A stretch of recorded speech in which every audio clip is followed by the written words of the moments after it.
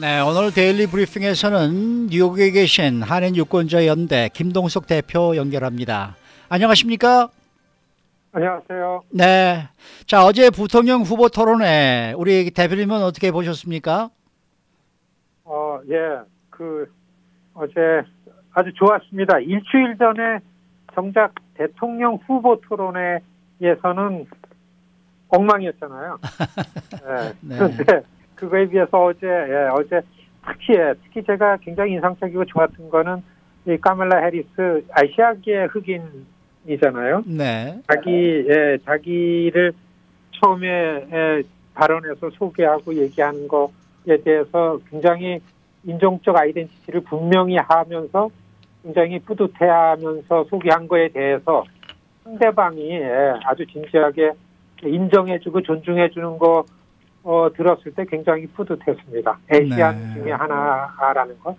두 번째는 일주일 전에 토론회에 비해서 훨씬 정책적인 얘기들이 오갔어요. 평화로웠고, 그리고 또 더구나 그 후보들이 한계는 있지만 부통령 후보라는 한계는 있지만 굉장히 진지하고 또 서로에 대해서 좀 정중하게 하려는 노력도 보이고 그러니까 사실 뭐 다 아시겠지만은 일주일 전 토론회는 이런 얘기가 있어요.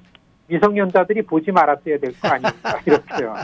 그게 네. 대통령 후보 토론한다고 나왔는데 저렇게 하니까. 근데 어제는 그거에 비해서는 굉장히 좀 품격이 있지 않았나 그런 거고요. 더군다나 아시안계 피가 있잖아요. 카멀라 해리스가. 굉장히 있죠. 저는 그 부분이 좀 뿌듯했습니다. 저 자리에 소수계 중에 가장 소수 인종 그룹인 아시안계가 저 자리에 앉아가지고 저렇게 미국에 대한 얘기들을 하고 이런 거 굉장히 저는 이번 선거판에서는 가장 긍정적인 그런 시간이 아니었나 이렇게 봤습니다.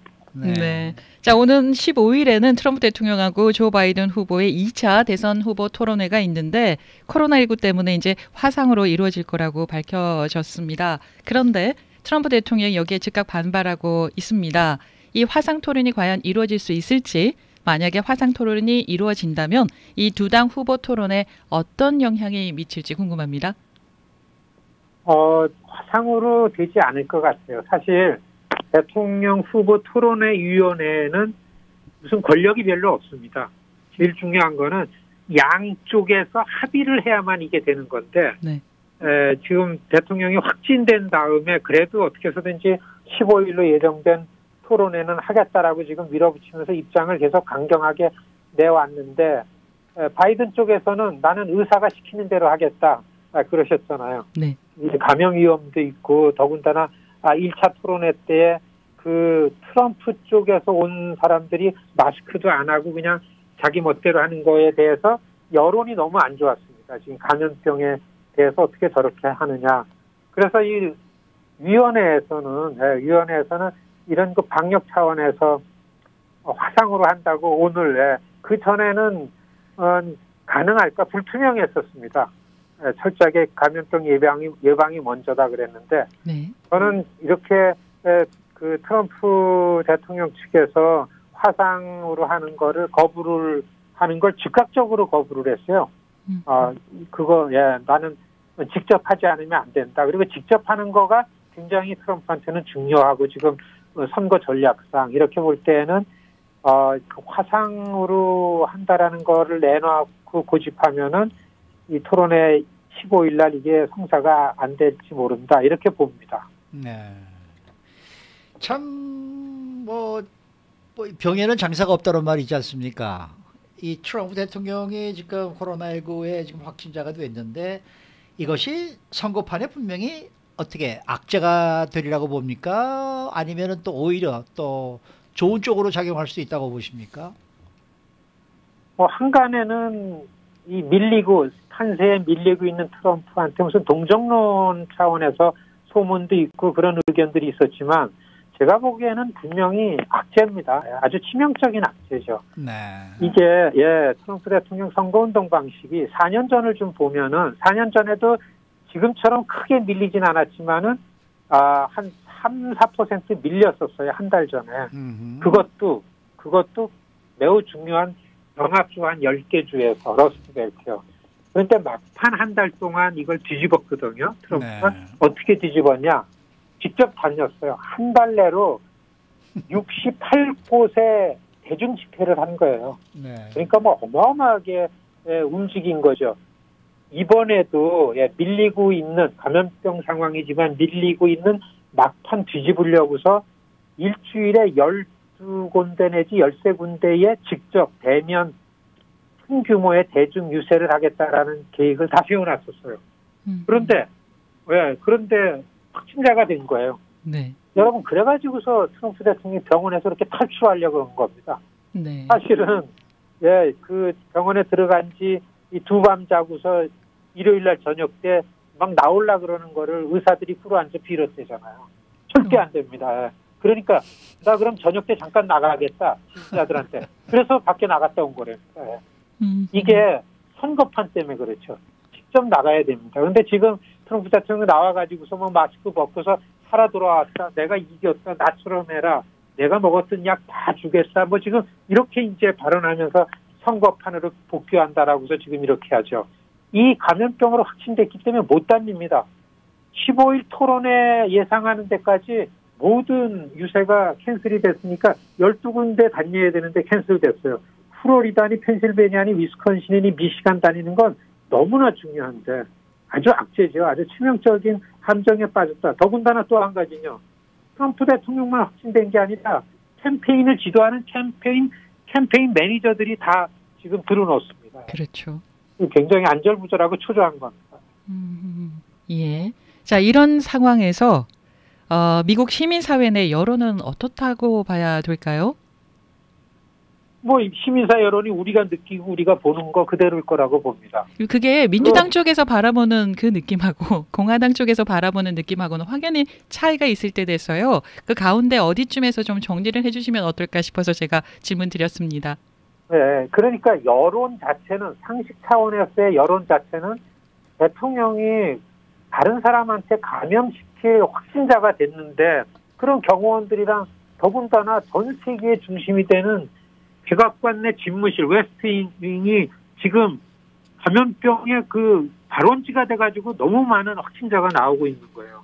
저는 이런 게 지금 대충 여론인데 지금 이 대통령이 스스로 계속해서 입장을 그렇게 유지해 왔잖아요. 네. 이 감염병은 우리가 피하고 이거를 어떻게 예방하려고 그러고 마스크 쓰고 이런 방법보다는 그냥 직접 싸워서 이겨야 된다라는 부분에서 본인이 그렇게 나왔고 그리고 이게 지금 여론이 긍정적으로 좀 비치는 데는 트럼프 대통령의 지지층들, 그것도 열혈 지지층들 속에서는 이러한 상황이 약간의 동력을 제공했다.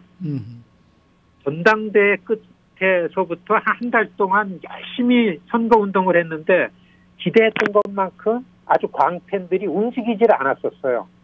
그래서 한 3, 4% 지지율 차이가 나는 데서 한 2% 쪽으로 좁혔는데 계속 이게 움직이지 않기 때문에 여기에는 좀 동력화시켰고 또 대통령 입원했을 때 그 군인병원 주변으로 다 전국에서 팬들이 지지층들이 몰려온 걸 보고서는 그런 여론에서는 대통령이 감염병에 대응한 방식이 그래도 약발이 있고서 맥힌 거 아닌가 이런 여론들 있는 건 사실이지만 일반적인 시민사회 여론은 이미 21만 명이 죽었잖아요. 네.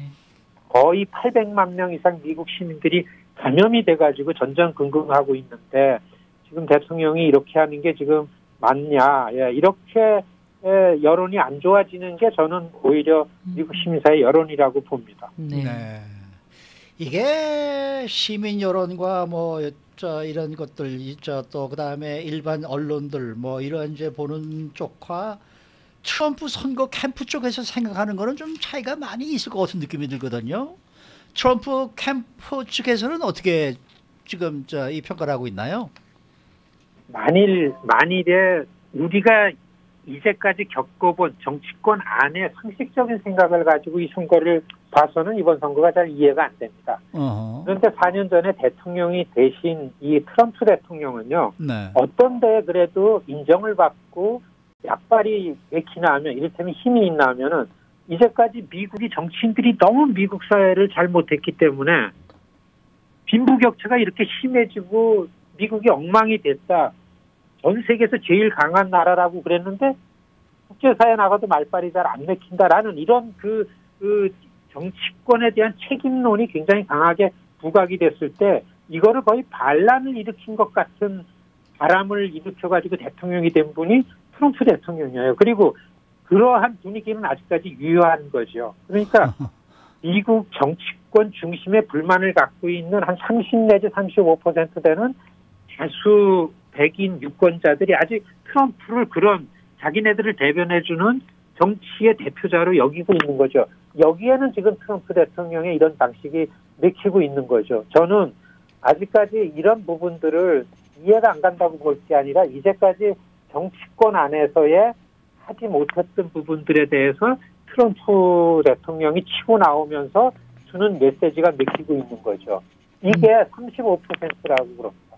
그러니까 선거에 지금 바이든이 대세예요. 바이든이 이 선거는 이깁니다. 그렇지만 트럼프 대통령, 현직 대통령이 이 선거에나 승복할 수 없다라고 얘기한 게 맥히는 이유가 그 원인이 어디에 있는지를 보면서 이번 선거를 봐야 된다. 저는 앞으로 26일 남은 이 선거판에도 특히 경합주에 가가지고 트럼프 대통령이 내는 메시지가 어떻게 맥히는가를 우리가 아주 주의 깊게 이거를 살펴야 된다. 이렇게 봅니다. 경합주 얘기 말씀하셨는데요. 경합주의 지금 상황은 좀 어떤가요? 사실 경합주가 지금 6개 주입니다. 플로리다, 펜실베니아, 위스콘신, 노스캐롤라이나, 애리조나 거기에 또 가면은 이제 펜실베니아 포함해가지고요. 그런데 여기서 지금 트럼프 대통령이 한 개 주라도 바이든한테 주면은 이 그 결론에서는 당선되기가 힘듭니다. 현직 대통령이.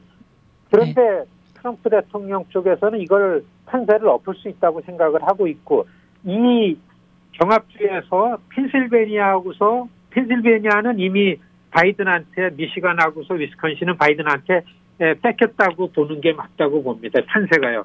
그런데 노스캐롤라이나하고서 플로리다는 박빙입니다. 네.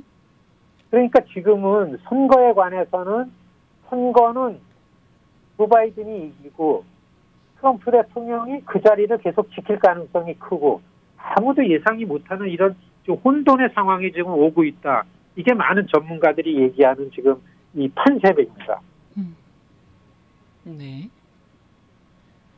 네, 그리고 또 한 가지 궁금한 거는 지금 현직 대통령이 이제 코로나19에 감염이 됐는데 그 얘기는 코로나19에 대한 방역이나 예방에 허술했다. 또 이렇게 생각하는 쪽이 많거든요. 이렇게 되면은 코로나19 바이러스에 대처하는 것에서 실패다. 이렇게 이제 많이 보는데 이것이 선거에 영향을 미치진 않을까요?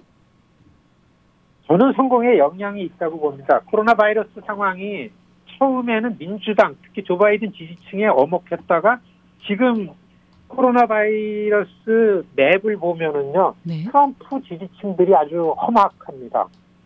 특히 고령층들이 긴장을 하면은 과연 선거 당일날 트럼프를 위해서 투표를 하는 사람들이 이런 그 코비드 상황 속에서 얼마나 많은 사람들이 참가를 할지 이게 변수기 때문에 이게 변수기 때문에 코비드에 대처한 트럼프 대통령의 방식이 선거에 도움이 되기 힘들다 이렇게 보여집니다.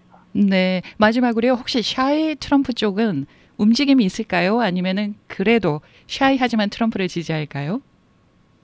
지금 트럼프 캠프 내에서는 기대를 많이 하고 있습니다. 그렇지만은 4년 전에는 이 힐러리 클린턴 후보에 대한 비호감 때문에 민주당 지지자들이 투표를 안 했던 상황이 있었습니다. 그래서 샤이 트럼프층이 나와가지고 이겼는데 이번에는 조 바이든은 비호감도에 있어서는 50% 이상 호감도가 있어가지고 지지율이 나오기 때문에 그 샤이 트럼프가 나오더라도 이런 판세에는 그래도 조 바이든 쪽에서는 우리가 승세가 있지 않을까 이렇게 전망들을 하고 있습니다. 네, 오늘 말씀 잘 들었습니다. 고맙습니다. 네, 지금까지 한인유권자연대 김동석 대표와 함께했습니다.